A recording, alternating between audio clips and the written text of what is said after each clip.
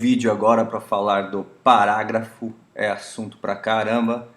Então, no último vídeo eu falei sobre que um parágrafo, então ele tem que ter pelo menos, né, essa estrutura aqui, parágrafo básico, tópico frasal, que é então um período que vai trazer a ideia núcleo do parágrafo. Depois você desenvolve nos demais períodos do seu parágrafo e depois você conclui o parágrafo. Esse é um parágrafo perfeito, tá? Bem, e aí trouxe um exemplo aqui de um parágrafo para vocês. E falei do parágrafo de introdução, né, que geralmente então ele parte de uma contextualização, contextualiza o tema geral, então se o tema é consumismo lá, ou violência contra a mulher, como foi o caso desse aqui, contextualizo o tema de maneira geral, aí depois eu começo a delimitar esse tema, né, e por último aponto qual vai ser o caminho que eu vou seguir lá na minha argumentação, né, qual que é a tese que eu vou defender, igual esse autor fez aqui ao apontar aqui as raízes históricas ou histórico-ideológicas, né? Agora eu vou falar do parágrafo de argumentação, e eu coloquei assim enfaticamente que são parágrafos de argumentação, porque um parágrafo só de argumentação não dá, tá? Então geralmente dois, falei, se você não é um grande escritor, já tem seu estilo tal, faz o básico, faz um parágrafo de introdução, dois de argumentação e um de conclusão e pronto, tá? Então dois parágrafos de argumentação. O que é importante em relação aos parágrafos de argumentação? O diálogo entre esses dois parágrafos. Quer dizer, esses dois parágrafos têm que se mostrar como um complementando o outro. Ou de certa forma, um tem que dialogar com o outro. Tá? Então isso é fundamental. Quando você pega uma boa argumentação, você tem dois parágrafos que dialogam. Né? Como que você pode desenvolver o parágrafo de argumentação? Você pode escolher fazer um parágrafo de exemplificação, né? Partindo de exemplos. Ou você pode fazer um parágrafo de argumentação, ou até dois, né? Trazendo uma ideia de motivo e consequência. Tá? Então, eu vou falar sobre o consumismo. Tal. Então, em um parágrafo, eu posso falar somente sobre os motivos, o porquê, né, que existe consumismo, as causas. Depois, eu posso falar das consequências, igual aquele autor do parágrafo que eu mostrei fez. Tá? Então, é uma possibilidade. Ou posso fazer as duas coisas em um parágrafo só, tudo bem. Tá? Posso desenvolver aí o parágrafo de argumentação a partir de explicitações. Né? Eu posso trazer uma definição. Então, lá nos textos sobre o consumismo mesmo, alguns definiam o que era o consumismo. Então, eu fiz um parágrafo por definição, tá? Por interpretação de um certo fenômeno, de um certo acontecimento, por testemunho, quer dizer, opinião de outra pessoa, tal.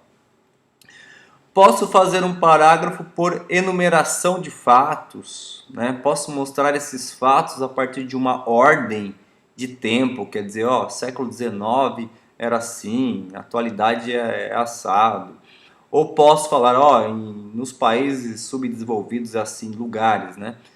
No país desenvolvido é assim, então nos Estados Unidos é assim, no Brasil é assado, né? Posso trazer também ideia aí de sequência de lugares, né? Isso eu posso fazer, né, em um parágrafo só, ou às vezes até, né, continuar nos dois parágrafos, tá? Posso fazer um parágrafo de comparação, muitos fizeram isso, né, lá no texto sobre o consumismo, falavam sobre o filme, comparavam lá com o filme O Poço e outros filmes também. Então, trazer uma comparação, uma análise, uma interpretação a partir disso. Uma analogia, quer dizer, então, ó, isso é igual tal coisa. Ou um contraste, uma diferença, né? Então, ó, isso é diferente de tal coisa. E é por aí você desenvolve o parágrafo, mas desenvolva a fundo, vá a fundo.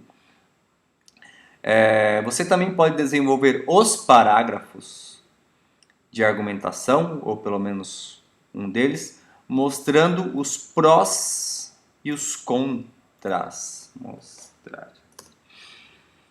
certo? Então você pode mostrar assim os prós, os lados positivos e os lados negativos de um certo fenômeno. Então são maneiras que eu posso desenvolver o parágrafo de argumentação. Só voltar aqui então, só para explicar isso aqui, eu disse que o parágrafo de argumentação ele tem que dialogar, né? Vou pegar aqui um texto, isso aqui está lá na cartilha do Enem 2019, redação nota máxima, redação da Carolina Mendes Pereira, para a gente perceber o que ela faz aqui, ó. Olha só como que ela coloca o primeiro parágrafo. Em primeiro lugar, é válido reconhecer esse panorama supracitado, é capaz de limitar a própria cidadania do indivíduo. Ela está falando sobre os algoritmos, né? Como isso é capaz de limitar a cidadania do indivíduo. Depois ela coloca, ó, em segundo lugar, tá vendo como ela está acrescentando, ó, em primeiro lugar, em segundo lugar, vale salientar como o controle de dados pela internet vai de encontro à concepção de indivíduo pós-moderno. Então veja como um parágrafo de argumentação dialoga com o outro, tá? Então isso aqui é fundamental, né? Um é complemento do outro, né? Você tem que mostrar isso.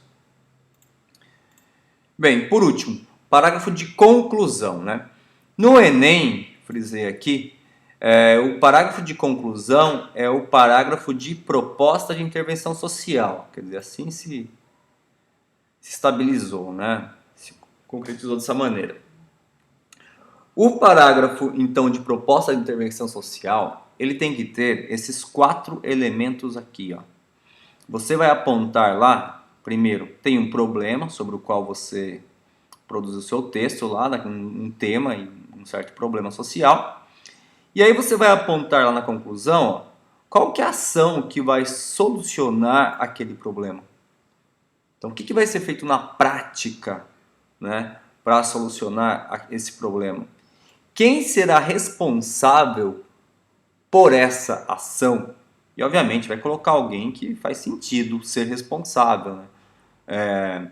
Tem gente que fala que a raposa tem que cuidar do galinheiro, não faz o menor sentido, né? Falando sobre consumismo, teve pessoas que apontaram que a indústria, sei lá, tinha que ser responsável por diminuir o consumo. Então, poxa, a indústria quer aumentar o consumo, não diminuir, poxa, não faz sentido. A raposa não pode cuidar do galinheiro, né? 3.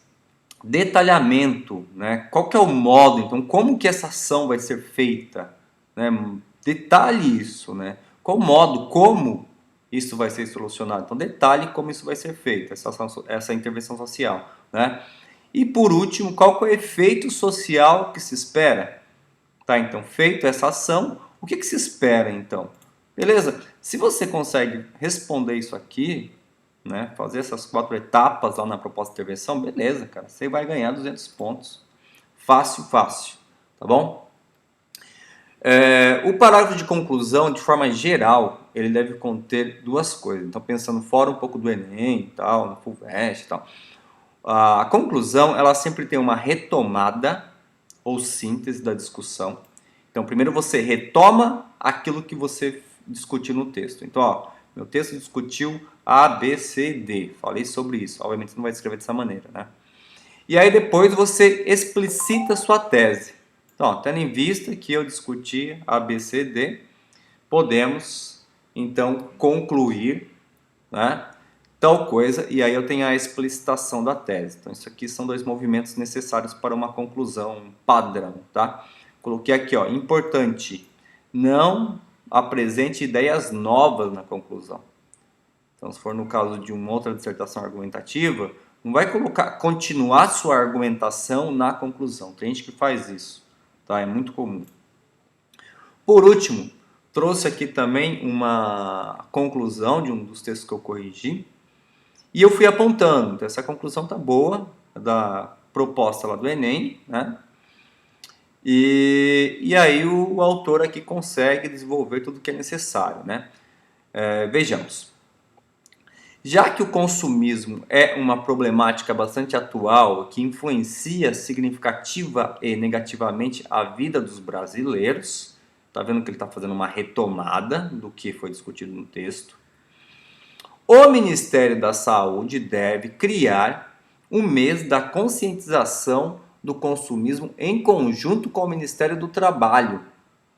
Agora ele está apontando o que deve ser feito, qual a ação que deve ser tomada e quem vai ser responsável, quer dizer, o Ministério da Saúde, juntamente com o Ministério do Trabalho. Assim como o mês da conscientização do câncer de mama, cujas medidas devem ser divulgadas através de curtas mensagens em formato de vídeo em mídias digitais, como sites e redes sociais, e também nos canais de televisão abertos ao público. Olha o que ele fez aqui, ele detalhou até demais, né, como que essa intervenção vai ser feita. Tá? A finalidade é de orientar a população sobre a alienação e a compulsão por trás das compras excessivas e desnecessárias e a que doenças esse tipo de comportamento pode estar associado, como por exemplo a depressão e ao transtorno obsessivo compulsivo. E aqui ele está até justificando qual que é a finalidade, por que fazer isso, o que tem a ver o Ministério da Saúde, tá justificando bem a finalidade dessa proposta de intervenção. Finalmente, agora começa a mostrar o efeito social esperado. Finalmente, através destas medidas, será possível que a sociedade brasileira como um todo se torne mais alerta em relação ao consumo, melhorando a saúde financeira, psicológica e física da população, aumentando o IDH nacional. Pronto, o efeito esperado. Então o cara fez tudo aquilo, só voltando lá. Qual ação? Mostrou quem vai fazer essa ação, detalhou a ação, né? Como, de que modo e qual que é o efeito social que se espera. Ele fez tudo isso aqui, tá? Quem, qual ação, detalhou, efeito social. Então, não tem como, o cara vai tirar, obviamente, que ele vai ganhar 200 pontos aí.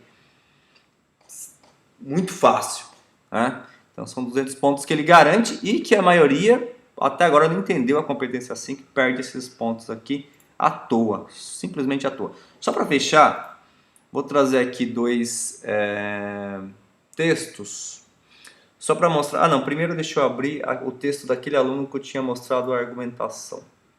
Como é que ela está aqui?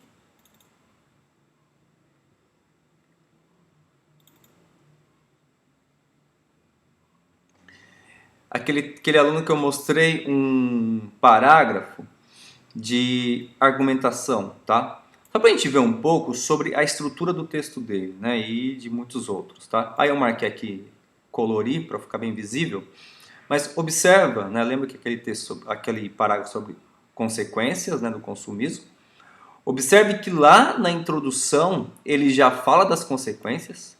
Então ele faz aquilo que eu comentei que a introdução ela já dá o norte para aquilo que eu vou argumentar, como que eu vou construir minha argumentação. Então ele faz isso, está lá, consequências e aqui as consequências, né? E ele desenvolve as consequências aqui, tá? Então perfeito.